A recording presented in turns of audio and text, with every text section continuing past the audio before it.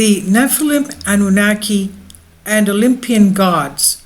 Is this a secret that will never be revealed to us? We know from ancient texts that the Olympian gods were supposedly extraterrestrial, that is, Anunnaki, Nephilim. The geographical area of Greece and Mesopotamia had a very common meeting place, quote-unquote, for both the West and the East for as long as history has been recorded, due to the seemingly continuous interaction between them.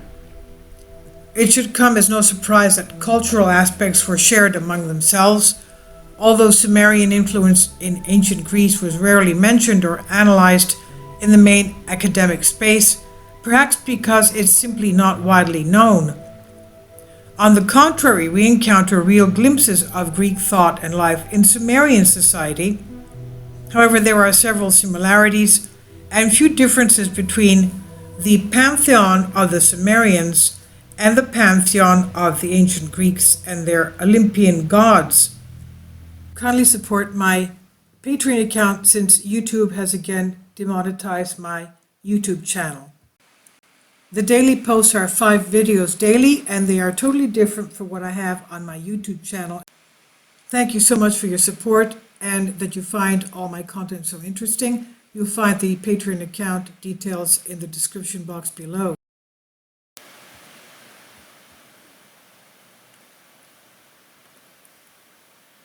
A simple example is the story of Prometheus and Pandora, where the first one opposed the supreme god Zeus, stole the fire. He opposed the supreme god Zeus and stole the fire for the sake of the people.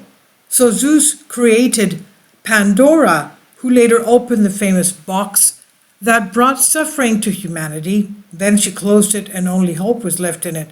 Prometheus was punished in the Caucasus with an eagle eating his liver, and later Hercules released him.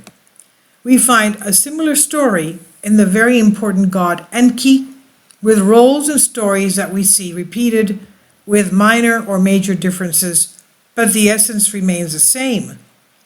Another common feature is the well-known story of the flood with Noah, or Deucalion, and Pyrrhus, which exists both in Sumerian myths but has been promoted especially through the Old Testament, and the vast majority of people consider it as original and authentic, while essentially it is a differentiated repetition of the previous ones.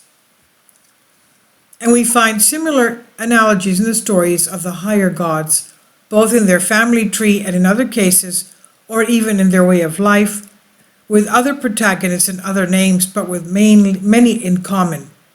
So what happened? Do the Anunnaki, the gods of the Sumerians, together with the Olympian gods and the other gods of Greek mythology, share something in common? Could they be identified? Could these two cultures, and perhaps many others in the world, be based on the same world culture? Please leave your comments, and thank you for your support. I've translated this from a Greek article for you.